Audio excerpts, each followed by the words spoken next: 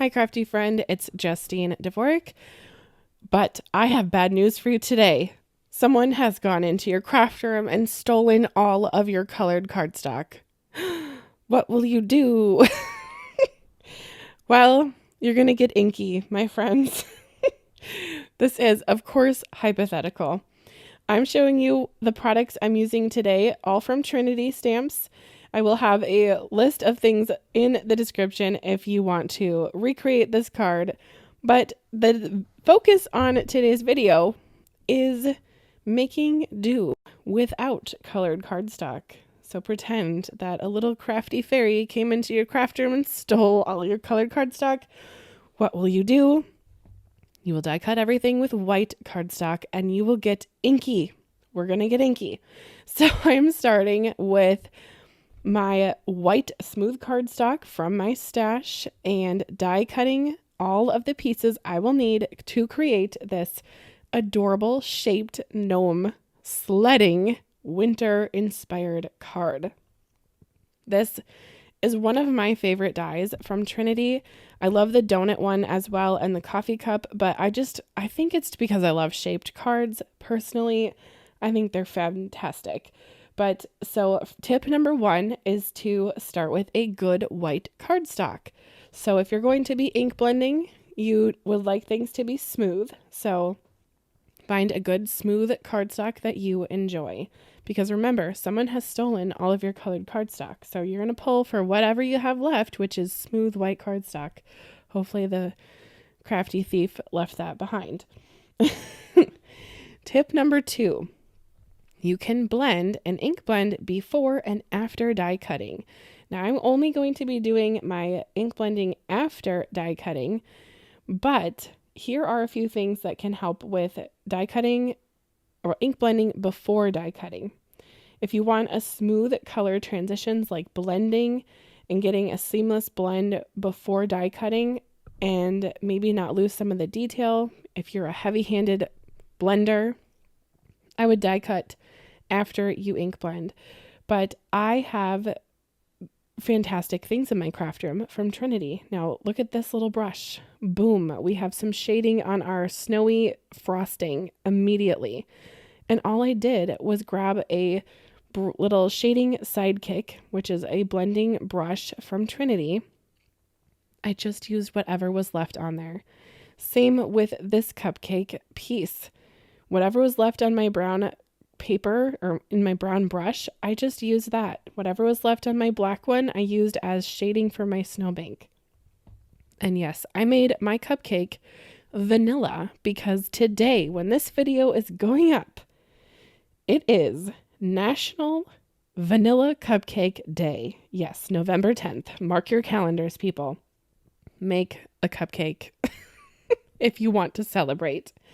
But I really enjoy ink blending after I die cut because it just helps add dimension and such to different pieces, especially on the edges. Now, because someone, little crafty fairy, stole my my color cardstock, I'm using my blending buddy, which is the bigger, chunkier, if you will, brush that is going to be helpful for blending, putting my ink down on my paper from Trinity.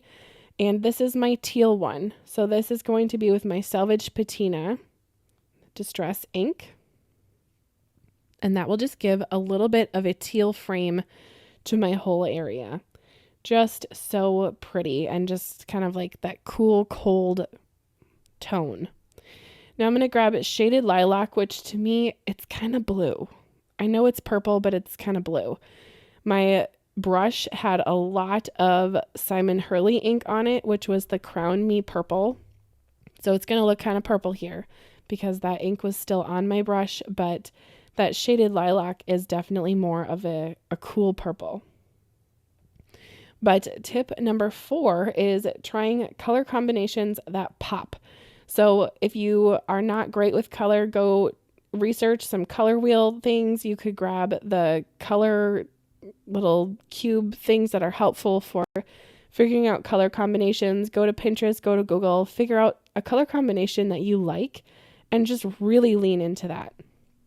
Now, the Simply Sentimental stamp sets and dies from Trinity are one of my favorite things about card making because I love shadow word dies, love them, and I love I love heat embossing with white embossing powder. But if I did that on white cardstock, you would not be able to read my stamped image. And remember, my colored cardstock has been stolen, so what will I do? I will ink blend onto my paper. But before I do that, I'm going to die cut out my shadow die.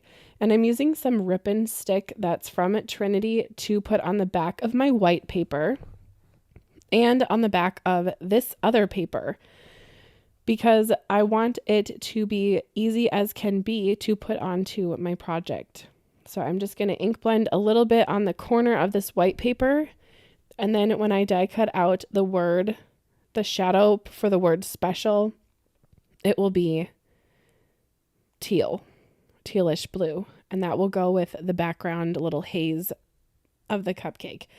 Now, I know the elephant in the room is how adorable the little gnomes are on the sled with their little trees. Oh man, they're just so cute.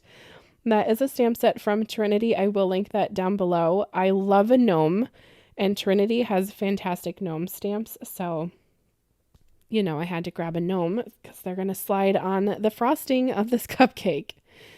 So my last tip for you, I'm going to do later in the video, so stay tuned for tip number 7. But for my little stamped image or my stamped sentiment, I'm going to really just lay down the ink on here, and that is great for building that color up. Now, my ink is wet, and any of that embossing powder is going to stick to it. So what I'm going to do is just set it off to the side. You could either heat set that, or you could put some anti-static powder over that little purple as well. So for now, it's just drying off to the side as I assemble the word special. And like I said, I use that ribbon stick, which basically turns my die cut into a sticker. If you haven't tried this, you've got to. It is amazing because you're not going to have any glue smushes on any of your letters here. And I can just use the little pickup stick tool from Trinity here and just align everything without glue getting all over. And because I have ink on the background of that word special, if I did have liquid glue get all over, it's actually going to pick up the color from that ink.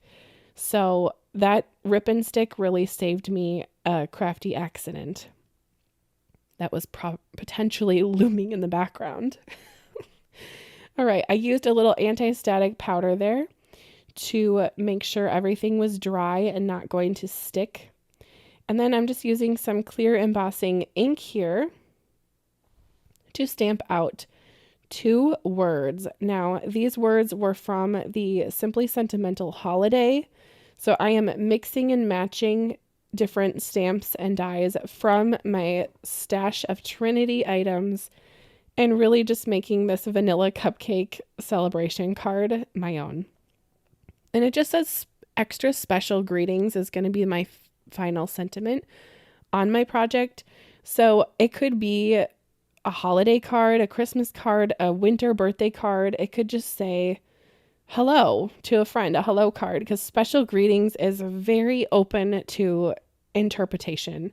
So that's my kind of card, it could be for whatever, because sometimes you forget certain events. Just me? No? Okay. And then you need a card. And then this one would be ready to go for multiple occasions. Now I'm going to take this over to my little paper trimmer here and just do a little bit of some trimming and eyeballing everything to make sure that it is but trimmed out. So there's a little bit of an even border around all of the little words.